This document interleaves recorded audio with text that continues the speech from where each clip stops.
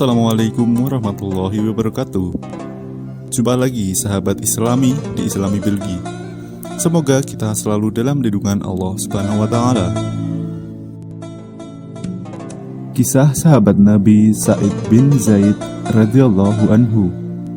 Sa'id bin Zaid Al-Adawi radhiyallahu anhu merupakan kelompok sahabat yang memeluk Islam pada masa awal-awal dakwah Nabi Muhammad sallallahu alaihi wasallam. Sehingga ia termasuk dalam kelompok As-Sabiqunal Awalun.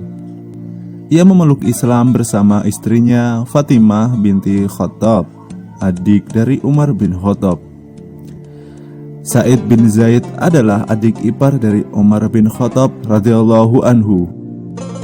Sejak masa remajanya di masa jahiliyah, ia tidak pernah mengikuti perbuatan-perbuatan yang umumnya dilakukan oleh kaum Quraisy, seperti menyembah berhala, bermain judi, minum minuman keras, bermain wanita, dan perbuatan nista lainnya. Sikap dan pandangan hidupnya ini ternyata diwarisi oleh ayahnya, Zaid bin Amru bin Naufal. Sejak lama Zaid bin Amru telah meyakini kebenaran agama Ibrahim, tetapi tidak mengikuti agama Yahudi dan Nasrani, yang menurutnya telah jauh menyimpang dari agama Ibrahim. Ia tidak segan mencela cara-cara peribadatan dan perbuatan jahiliyah dari kaum Quraisy tanpa rasa takut sedikitpun. Ia pernah bersandar di dinding Ka'bah ketika kaum Quraisy sedang melakukan ritual penyembahannya, dan ia berkata, "Wahai kaum Quraisy, apakah tidak ada di antara kalian yang mengikuti agama Ibrahim selain aku?"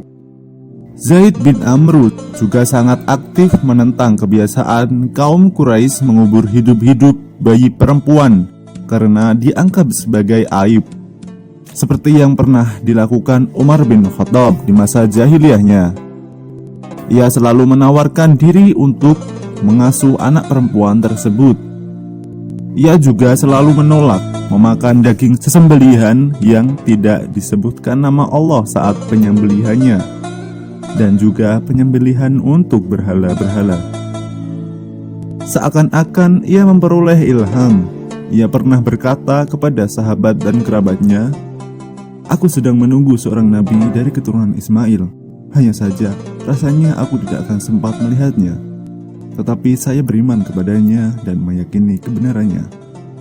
Tak ada ketakutan dan kekhawatiran walau saat itu kaum Quraisy melancarkan siksaan yang sangat pedih kepada para pemeluk Islam, termasuk Umar bin Khattab, kakak iparnya sendiri yang merupakan jagoan duel di padang Uhud. Hanya saja ia masih menyembunyikan keislamannya dan istrinya. Sampai suatu ketika Umar yang memiliki sifat keras itu mengetahui bahwa adik ipar dan adiknya, Sa'id dan istrinya sedang mendapatkan pengajaran Al-Quran dari sahabat Khabbab bin Arad. Tiba-tiba terdengar ketukan yang sangat keras. Ketika ditanyakan siapa yang mengetuk tersebut, terdengar jawaban yang sangat garang dari Umar bin Khattab. Suasana khusyuk dalam pengajaran Al-Quran tersebut menjadi kacau. Khabbab segera bersembunyi sambil terus berdoa memohon perlindungan dari Allah untuk mereka. Sa'id dan istrinya menuju pintu sambil menyembunyikan lembaran-lembaran mushaf di balik bajunya. Begitu pintu dibuka oleh Sa'id, Umar melontarkan pernyataan keras dengan sorot mata yang menakutkan. "Benarkah desas-desus yang kudengar bahwa kalian telah murtad? Kalian telah mengikuti ajaran dari Muhammad?" Sebelum kejadian itu sebenarnya Umar telah membulatkan tekad untuk membunuh Nabi Muhammad sallallahu alaihi wasallam. Kemarahannya telah memuncak karena kaum Quraisy jadi terpecah belah, mengalami kekacauan dan kegelisahan. Penyebab kesemuanya itu adalah dakwah Islami yang disampaikan Nabi Muhammad sallallahu alaihi wasallam. Dalam pemikiran Umar, jika ia menyingkirkan atau membunuh beliau, tentulah kaum Quraisy kembali tenang seperti dahulu. Tetapi di tengah perjalanan, ia bertemu dengan Nuaim bin Abdullah yang memberitahukan kalau adiknya Fatimah dan suaminya telah memeluk Islam. Nuaim menyarankan agar ia mengurus kerabatnya sendiri saja sebelum mencampuri urusan orang lain. Karena itu tak heran jika kemarahan Umar itu tertumpah kepada keluarga adiknya. Sebenarnya Said melihat bahaya yang tampak dari sorot mata Umar, tetapi karena keimanan yang telah merasuk seolah memberikan tambahan kekuatan. Bukannya menolak tuduhan, ia justru berkata kepada Umar, "Wahai Umar, bagaimana pendapat Anda jika kebenaran itu ternyata berada di pihak mereka?" Mendengar jawaban itu, Umar langsung menerkam Said, memutar kepalanya, kemudian membantingnya ke tanah. Setelah itu Umar menduduki dada Said. Sepertinya Umar ingin memberikan pukulan pamungkas untuk Said, seperti kalau ia mengakhiri perlawanan musuhnya ketika sedang bergulat di pasar Ukad. Fatimah mendekat untuk membela suaminya, tetapi ia mendapat pukulan keras oleh Umar tepat di wajahnya sehingga ia terjatuh dan darah mengalir dari bibirnya. Keadaan Said sangat kritis. Ia bukan lawan yang sesuai banding dengan Umar, dan ia hanya bisa pasrah jika Umar akan membunuhnya. Tetapi tiba-tiba terdengar petikan keras istrinya, Fatimah. Bukan ketakutan, tetapi petikan perlawanan dan permusuhan dengan penuh keberanian. "Hai musuh Allah, kamu berani memukul saya karena saya beriman kepada Allah. Hai Umar, perbuatlah yang kamu suka, karena saya akan tetap bersaksi bahwa la ilaha illallah Muhammad Rasulullah." Umar tersentak petikan itu seakan menembus ulu hatinya. Terkejut dan heran, Umar bin Khattab seakan tak percaya wanita lemah ini yang tidak lain adalah adiknya sendiri berani menentangnya. Tetapi justru dari keheranan itu, amarahnya menjadi reda, dan kemudian menjadi titik balik ia memperoleh hidayah dan akhirnya memeluk Islam. Sebagaimana sahabat-sahabat yang memeluk Islam pada masa awal, Said bin Zaid merupakan sosok yang banyak menghabiskan waktunya untuk beribadah. Seorang alim yang sangat zuhud, hampir tidak pernah tertinggal dalam berbagai pertemuan dan menegakkan panji-panji keimanan Islam. Ia tidak mengikuti perang Badar, karena saat itu ia ditugaskan oleh Nabi Muhammad untuk tugas mata-mata ke Syam bersama Talhah bin Ubaidillah. Tetapi beliau menetapkan sebagai Ahlul Badr dan memberikan sebagian ghanimah dari perang Badar, walau secara fisik tidak terjun dalam pertempuran tersebut. Ada 7 sahabat lainnya seperti Said yang tidak mengikuti perang Badar, tetapi Nabi Muhammad SAW menetapkannya sebagai Ahlul Badr. Said juga termasuk dalam kelompok 10 sahabat yang dijamin oleh Nabi Muhammad akan masuk surga dalam masa hidupnya. 9 sahabat lainnya adalah 4 Khulafaur Rasyidin, Abdurrahman bin Auf, Sa'ad bin Abi Waqqas, Zubair bin Awam, Talhah bin Ubaidillah, dan Abu Ubaidah bin Jarrah. Said sempat mengalami masa kejayaan Islam, di mana wilayah makin meluas dan makin banyak lowongan jabatan. Sesungguhnya, ia pantas memangku salah satu dari jabatan-jabatan tersebut. Tetapi ia memilih untuk menghindarinya.